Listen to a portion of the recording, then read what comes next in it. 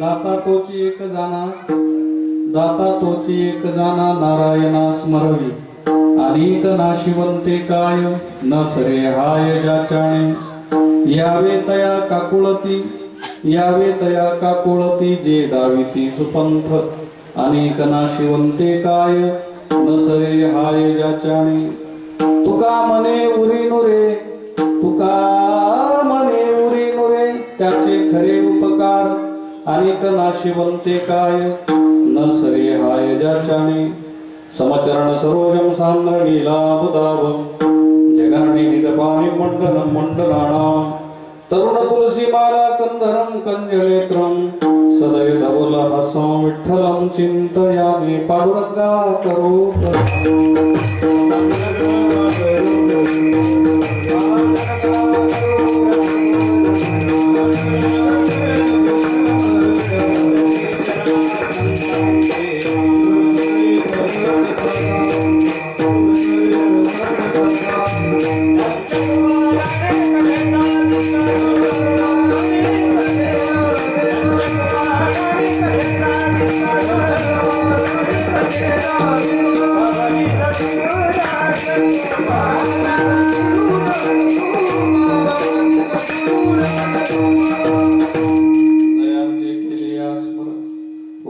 विद्यांचे अधिकरण ते चिवंदो श्री चरण श्री गुरूंचे ते नमस्कारोन येता.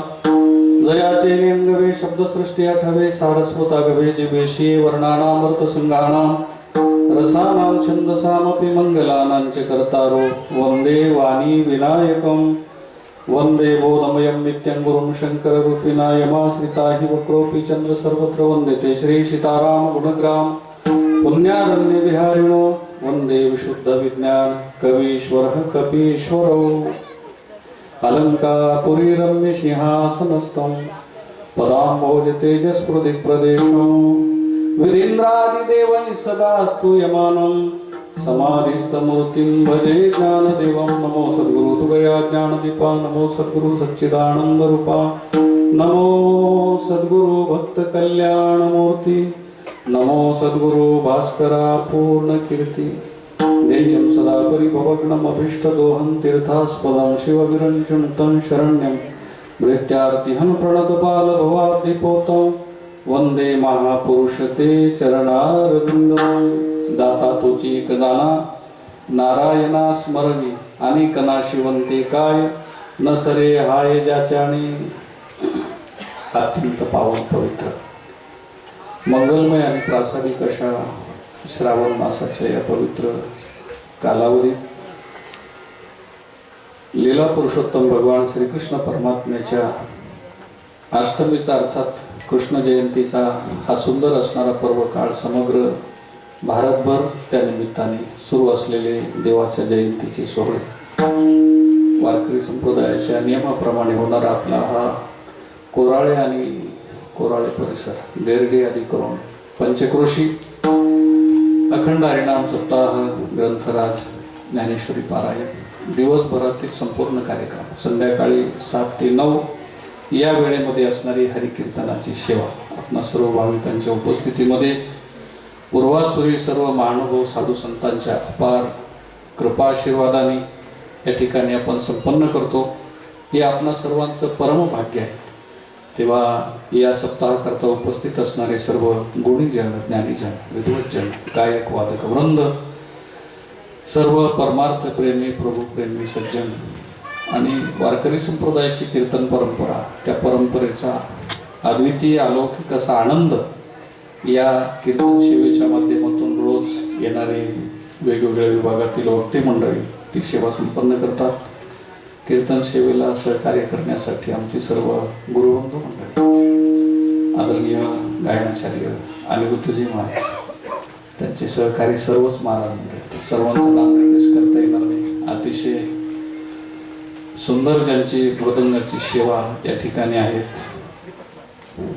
आदरणीय दीपक महाराज, खरात महाराज, विनयकरी बाबा, आपण सर्व टाळकरी वृंद, त्याचबरोबर हे छोटे छोटे बाल वैष्णव पाठीमाग उभे, मला वाटलं कुठल्या तरी संस्थेचे विद्यार्थी, त्यांना विचारलं तर ते म्हणले आम्ही गावातलेच इसले. खूप चांगले संस्कार आहे. मला वाटतं या सगळ्या सप्ताहाच्या माध्यमातून आपल्याला प्राप्त होणारा फायदा काय, असं जर कोणी आपल्याला विचारलं उद्या मीडियावाले, तर त्यांना सांगा की आमच्या घरातली मुलं इथं अशी उभी राहतात, तुमचे कुठं राहतात बघा.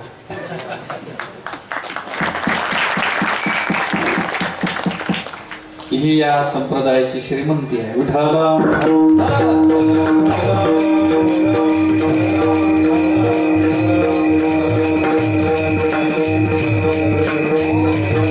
या सेवेकरिता योगायोगाने आज या कार्यक्रमात ज्यांची प्रमुख उपस्थिती आहे ते माझे ज्येष्ठ गुरुबंधू आदरणीय हरिभक्तीपरायण श्री शिवशंकर महाराज गाडीवान महाराज. योगायोगाने एक कीर्तनाची सेवा पूर्वी त्यांची सुद्धा इथं कधी झालेली होती. इथं आल्यावर त्यांना कळालं, त्याने विचारलं सेवा कुठं, म्हणलं कोराळ्याला आहे.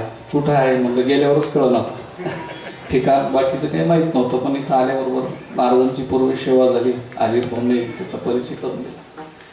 दोन्ही चौकदार, आपण सगळी मंडळी, समोर बसलेल्या मोठ्या संख्येने असणाऱ्या सर्व माता भगिनी, पुरुष बांधव, बालगोपाळ, सर्वांच्या मध्ये कीर्तन सेवेकरता निवडलेला अभंग अनंत कृपामूर्ती भगवत पूज्यपाद जगद्गुरु संत तुकोबाराय यांचा 4 चरणाचा अत्यंत सुंदर असा अभंग असून या अभंगाच्या द्वारे जगद्गुरु तुकोबाराय संतांच्या ठिकाणी असणाऱ्या अनेक गुणांपैकी दातृत्व या गुणाचा विचार आजच्या अभंगात करतात.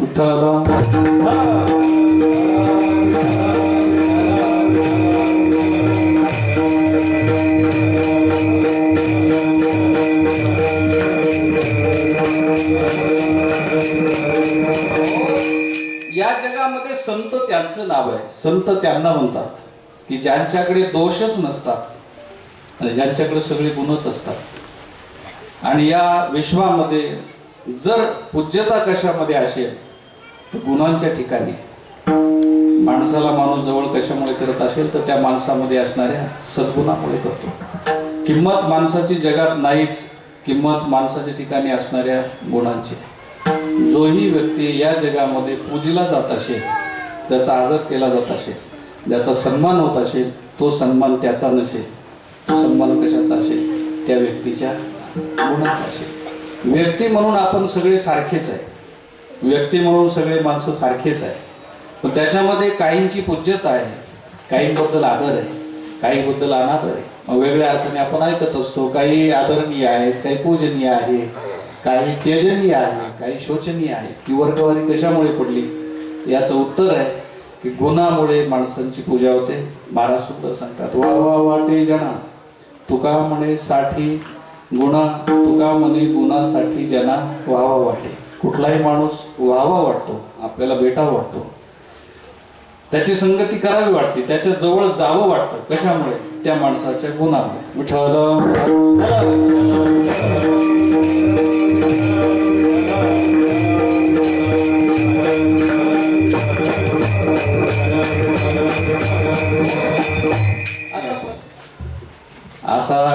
माणूस सापडणार नाही की जो 100% गुणवान आहे, म्हणजे एकदमच सज्जन आहे.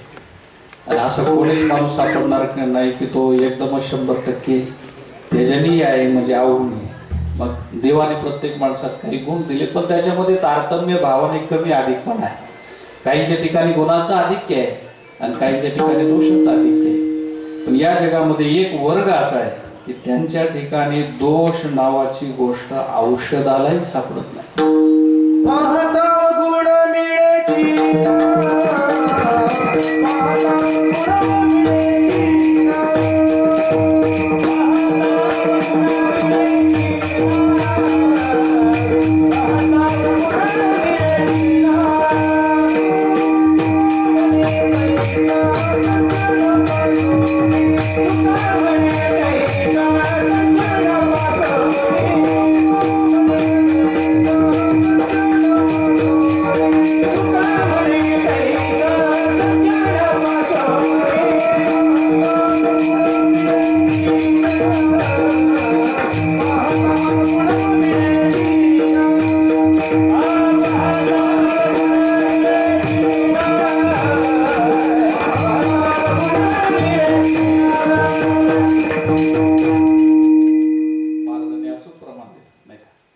तुकामणी गुण तैसा सज्जना पासून पाहता अवगुण मिळेची ना, म्हणजे पाहू नका त्यांच्याच ठिकाणी शोधू, नाही तर तुम्ही म्हणाल आपण अवगुण शोधूया.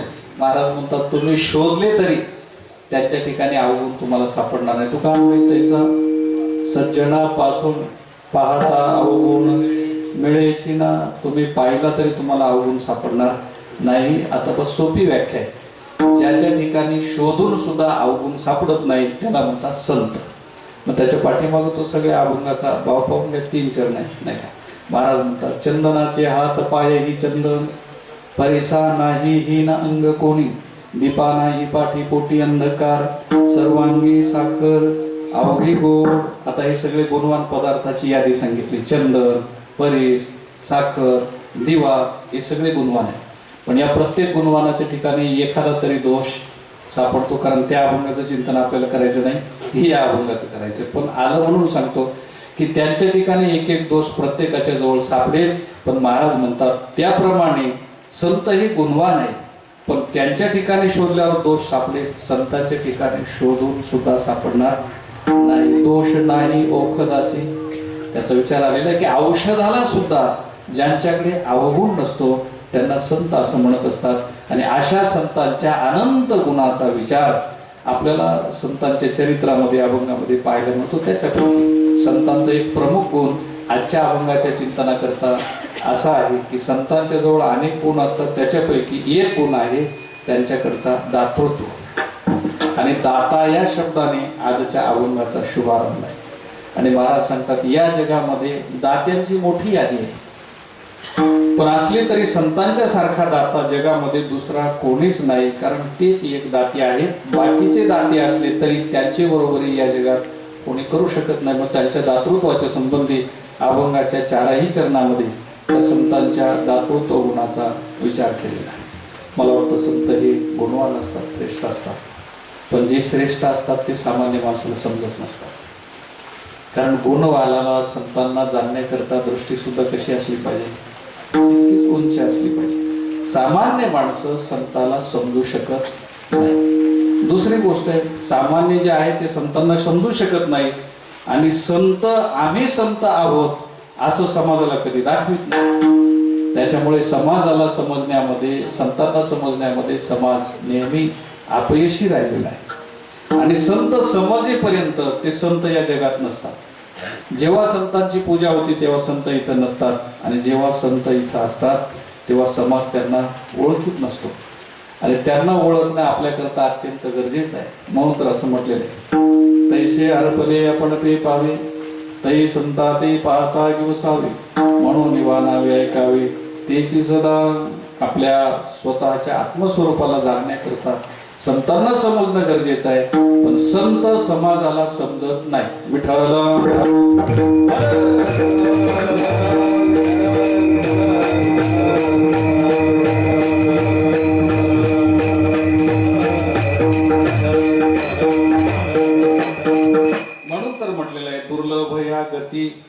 अनेकांची भक्ताचा महिमा भक्ताची जाणती दुर्लभ यागती अनेकांची. जो मोठा आहे ना, मी मोठा आहे असं कधी सांगत नाही आणि मी मोठा आहे असं प्रदर्शन करतो, तो जगात कधी मोठा असत नाही. जो मोठा असतो तो मी मोठा आहे सांगत नाही आणि जो सांगतो तो कधी मोठा राहत नाही. त्याच्यामुळे जगातला खरा मोठा माणूस कोण आहे जगाला समजतच नाही. म्हणून दोन होतो, ज्याची पूजा व्हायला पाहिजे समाजात त्याचा अनादर होतो आणि समाजामध्ये ज्याची पूजा नको व्हायला पाहिजे त्याची समाज केल्याशिवाय राहत नाही. ही समाजाची रीत अत्यंत जुनी आहे. आज सुद्धा याच्यापेक्षा वेगळं काही नाही.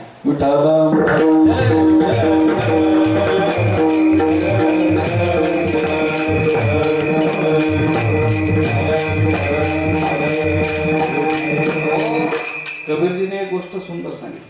कबीर महाराज सांगतात, बडा न करे बडाई, बडा न बोले बोल, हीरा ना कहे मुख से, लाख हमारो मोल. बडा न करे बडाई.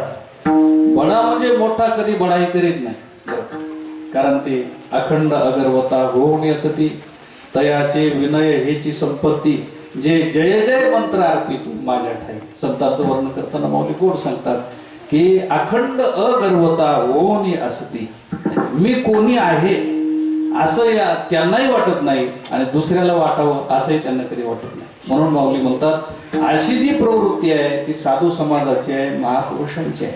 त्याच्यामुळे समाजाला ते जे मोठे आहे ते कधी आपला मोठेपणा सांगत नाही बरं का. दुसरी गोष्ट आहे जळाची परी तळवटुगी. माऊलीने त्याचं वर्णनच केलेलं आहे. हिरा कधीच त्याच्या तोंडाने सांगत नाही माझी किंमत 1 लाख 2 लाख. त्या जवाहिरी माणसाच्या तबकरीमध्ये तो हिरा पडलेला असतो, त्याची किंमत कोण सांगतो? तो हिऱ्याचा जो पारखी असतो त्याला जवाहिरी म्हणतात आणि तो त्याची किंमत करीत असतो. हा 1 लाखाचा 2 लाखाचा 10 लाखाचा. आपल्याला सगळे सारखेच दिसतात. 100 रुपयाचाही तसाच दिसतो आणि 1 कोटीचाही तसाच दिसतो. त्याच्यात अंतर आपल्या दृष्टीला कळत नाही, पण ते जाणण्याकरता कोणीतरी जवाहरी या जगात असावा लागतो.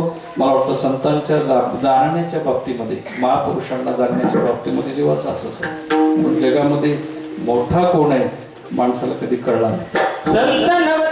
तर विषय चालू आहे, संत आणि माणसं दिसतात सारखेच.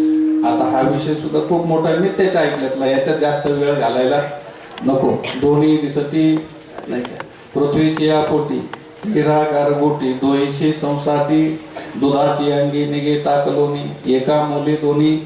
जरी दोन्ही दिसायला सारखे असले तरी प्राप्ते तो वसंते काले, काक काक पिक पिक काक कृष्ण पिक कृष्ण को भेद काक कृष्ण पिकयो.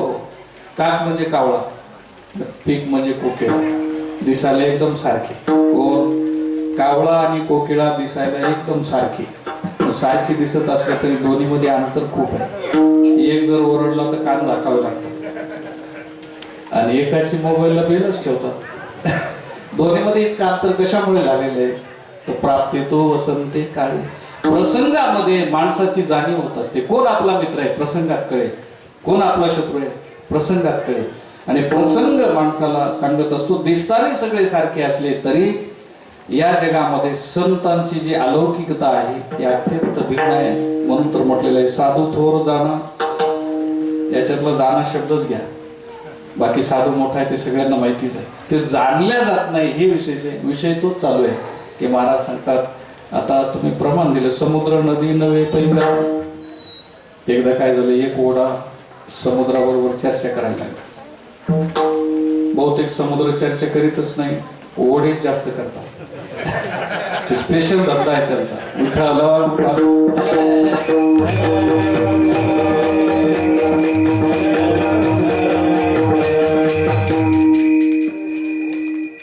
विषय चालू होता.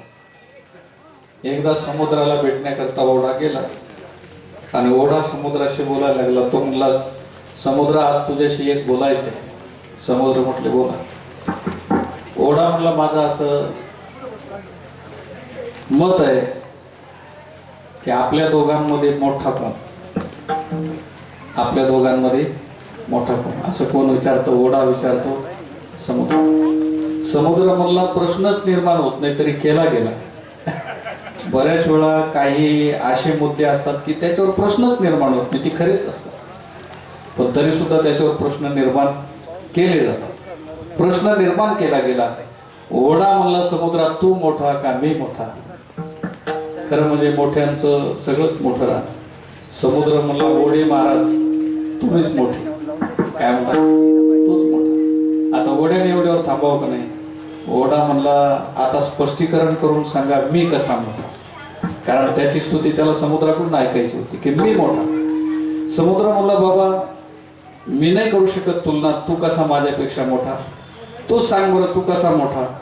ओढा म्हणला कीर्तनात बसल्यावर लोकांना जर ताण लागली तर ते समुद्राचं पाणी पिऊ शकत नाही. खरं असतं समुद्राचं पिऊ शकत नाही, पण माझ्यामध्ये ते लोक पाणी पिऊ शकतात. त्याच्यामुळे ओढा म्हणला मी मोठा. समुद्र म्हणला बाबा तू मोठा, तुझ्या या गुणाबद्दल मी तुझं स्वागत करू इच्छितो, स्वागत करू इच्छितो. सध्या चर्चा झाली तेव्हा श्रावणाचा महिना चालू होता. समुद्र म्हणला तुझं स्वागत करू इच्छितो, पण त्याच्याकरता पाण्या पावसाचे दिवस आहे, फुरसत काढून चैत्र वैशाख महिन्यात मी एक मोठा कार्यक्रम ठेवून तुझं स्वागत ठेवणार आहे. तेव्हा ओढ्यात तू स्वागत करता तिथं कधी वैशाखाच्या महिन्यात. ओढा म्हणला त्या टायमाला मी शिल्लकच राहत नाही, जिवंतच राहत. पण तो मोठा आहे, पण कुठपर्यंत, पावसाळा चालू आहे तोपर्यंत. एकदा पावसाळा संपला की ओढ्याचा मोठेपणा सुद्धा संपला. तसा समुद्राचा कधी संपतो का. अपूर्यमाणम अचलम प्रतिष्ठम समुद्रमाप प्रविशन्ति तद्वत् कामायम सर्वे नाही, तद्वत् कामाय प्रविशन्ति सर्वे नाही, सशांत मापनोती न काम काम. असा जो आहे तो समुद्र असा आहे. बस संत सुद्धा त्या समुद्रासारखेच. तो का कसे समुद्र धीर गंभीर, आणि जे धीर गंभीर आहे जगामध्ये ते समुद्रा इतके मोठे, समुद्रासारखे. आणि असे जे आहे ते साधू पुरुषांचे अनंत गुण आहे. असं म्हटलेलं आहे गुण कुसुमांची माळा घेऊन मुक्ती बाळा. ज्ञानेश्वरीमध्ये माऊली सांगतात ही जी मुक्ती रूपी नवरी आहेत ना बाळा, ती गुण कुसुमाची माळा आपल्या हातात घेऊन निघालेली. कशा करता, गळ्याच्या शोधात. कधी कधी माळा नीट असते पण गळा नीट नसतो,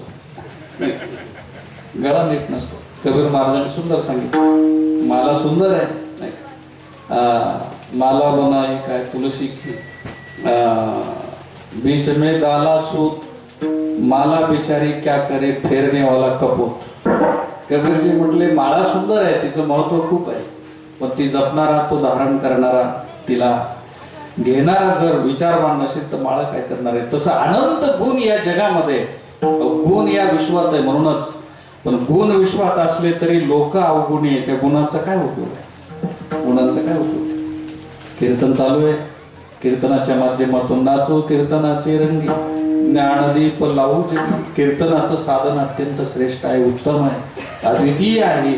ते मोक्षाचं साधन आहे, भक्तीचं साधन आहे. पण ते साधन करणारे साधक जर योग्य नसेल तर कीर्तन भक्ती श्रेष्ठ असून सुद्धा काय उपयोग. कीर्तन भक्ती श्रेष्ठ आहे पण गावातले लोक त्याचा लाभ कमी घेत असेल, त्याचा काय उपयोग आहे, असं होऊ शकतं. त्याच्यामुळे गुण या जगामध्ये अनंत आहे. मला वाटतं ज्ञानेश्वरी हा श्रीमद भगवद्गीतेचा अर्थ आहे. ज्ञानेश्वरी हा श्रीमद भगवद्गीतेचा अर्थ आहे. पण त्याच्यात नंतर पसायदान ही संत ज्ञानोबरायांची करुणा आहे. पसायदान ही ज्ञानोबरायांचं संतत्व आहे. म्हणून ज्ञानेश्वरीचा प्रबंध दिला, पण शेवटी ज्ञानोबरायांना वाटलं की ज्ञानेश्वरी तरी समाजासमोर आहे, तर अनादी कालापासून आहे. गीता आहे, भागवत आहे, रामायण आहे, अनंत ग्रंथ आहे. हे सगळं असलं तरी माणसातले दुर्गुण गेले का. आणि दुर्गुण जर जात नसेल, औषध आहे पण रोग जर जात नसेल तर औषधाचा उपयोग काय. मग रोग गेला पाहिजे आणि औषधाचं सेवन लोकांनी केलं पाहिजे. म्हणून अनंत गुण वर्धना करता आमच्या सनातन परंपरेमध्ये अनेक शास्त्र आहेत, महापुरुष आहेत, संत आहेत, चांगल्या परंपरा आहे, चांगली संस्कृती आपल्या देशाची. धन्य ही भारतीय वर्ष, धन्य यश परंपरा, भारतीय जन्म, धन्य यश संस्कृती. ही सगळं तिथलं धन्य आहे. पण एवढं असूनही जर माणसं मूढ असतील, अज्ञानी असतील, पापी असतील, दोषी असतील तर हे असून त्याचा उपयोग होणार नाही. माऊली म्हणतात काय झालं पाहिजे, माऊली म्हणतात इथं गुणांचं आधिक्य झालं पाहिजे, गुणाधान झालं पाहिजे आणि दोषाचं अपनयन झालं पाहिजे. पसायदान पाहण्यासारखं आहे.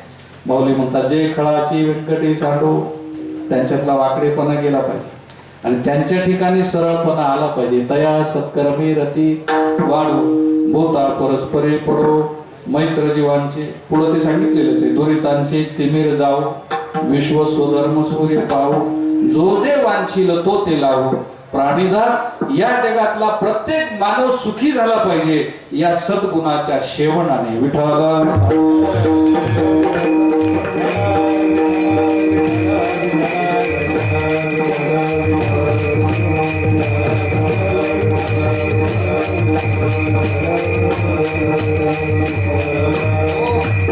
आणि म्हणून संतांच्या अवताराचं प्रवृत्ती प्रयोजनच हे आहे की जगातला प्रत्येक माणूस सुखी झाला पाहिजे. किंबहुना सर्व सुखी पूर्ण होणे तिही लोकी, भजिजो आदि पुरुषी अखंडित. आणि जगाला वास्तविक सुखाचं दान या जगात करण्याकरता कोण आला असेल तर ते संत आलेले आहेत आणि वास्तविक सुखाचं दान करण्याकरताच आलेले असल्यामुळे त्यांच्या इतकं दान या जगामध्ये दुसरा करणारा दाता कोणीच नाही. अभंगाचं दाता तोच एक जाणा, नारायणा स्मरवी. महाराज म्हणतात या जगामध्ये तोच एक दाता आहे. मला वाटतं इथं दोन गोष्टी आल्या. पहिल्यांदा चकार आला आणि लगेच यकार आला. दाता तोची आणि एक. मला वाटतं या जगात अनेक मोठी दात्याची आहे. तुम्ही म्हणाल महाराज तुमच्या वाक्यात खूप मोठा आक्षेप आहे आमचा. कोणाला? जगद्गुरु. तुम्ही सांगता जगामध्ये तोच दाता आहे आणि एकच दाता आहे. आमच्या दृष्टीने तर खूप दाते.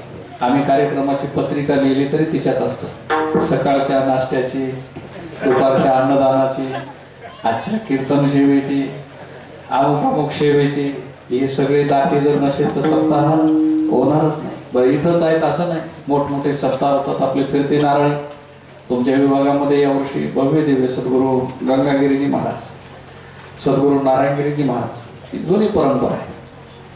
याही परंपरेच्या पूर्वी आमच्या विभागामध्ये श्री क्षेत्र शूर जिथून मी आलो ती संतांची भूमी श्री संत बहिणाबाई महाराजांचा फिरता नारळी सप्ताह, श्री संत सद्गुरू शंकर स्वामी महाराजांचा, जगद्गुरु तुकाराम महाराज, त्यांचे शिष्य निळोबाराय आणि त्यांचे शिष्य संत शंकर स्वामी महाराज आणि शंकर स्वामींचे शिष्य मल्लाप्पा वास्कर, तिथून वास्कर फड.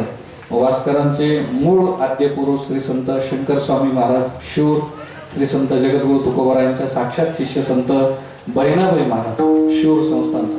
मला वाटतं 279 क्रमांकाचा सप्ताह यावर्षी शूर फडाचा तो फिरत्या नारळाचा. मला सांगा इतके भव्य दिव्य हे सप्ताह होतात. दाते जर नसतील ते होतील का? सगळे तुम्ही कुठल्या तीर्थक्षेत्राचा धर्मशाळा आहे, घाट आहे, मोठमोठे मठ आहे, मंदिर आहेत, मोठमोठ्या दिंड्या आहेत, पालखी सोहळे आहेत, हे परमार्थाचे कुंभमेळे आहेत, हे भारतामध्ये कशावर चालतात? हे दान दाते लोक दान करतात म्हणून या सगळ्या धर्मकार्याच्या मोठमोठ्या पर्वणी होतात. म्हणजे सगळे जर दाते आहेत आणि मला वाटतं तिथं जाऊ द्या, पण शास्त्र पुराणामध्ये सुद्धा दाते लोकांच्या याद्या चालल्या.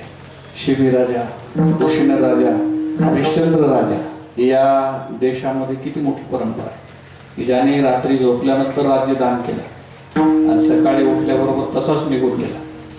त्याने राज्यातलं काहीच नाही, अंगावरचे कपडे सुद्धा काढून टाकले. कसं दान केलं? स्वप्नात. आणि देताने जागृतीत सर्व सोडून गेला. याला म्हणायचं दातृत्व. आपल्याजवळ काहीच त्या राज्यातलं न घेता, अंगावरचे कपडे न घेता. म्हणून जगामध्ये असे किती दात आहेत. मला वाटतं कर्णाच्या बाबतीमध्ये ते वेगळं सांगण्याची गरजच नाही. महाभारतामध्ये आणि सप्तवाङ्मयामध्ये सुद्धा आलेलं आहे. अवधारे देऊनी कर्णा हाती, अवधारे हा गुणच त्याला दिलेला आहे. पुढे सांगितलेलं आहे बळी सर्वस्वे उदार जेणे उभारिला, असं म्हटलेलं आहे. बळी हा सर्वस्व उदार. बळीराजाची कथा आहे, कर्णाची कथा आहे, सगळ्या कथा आपण ऐकतो. शिबी राजा, उशिन राजा, या रंतीदेव राजा, हरिश्चंद्र राजा, दानामुळे या राजांचे मोठमोठे आणि शास्त्रामध्ये नाव आहे. पण तुकोबारायाने आज या सगळ्या दात्यांना बाजूला केलं आणि महाराज म्हणतात या त्रैलोक्यामध्ये एकच दाता आहे. विठ्ठल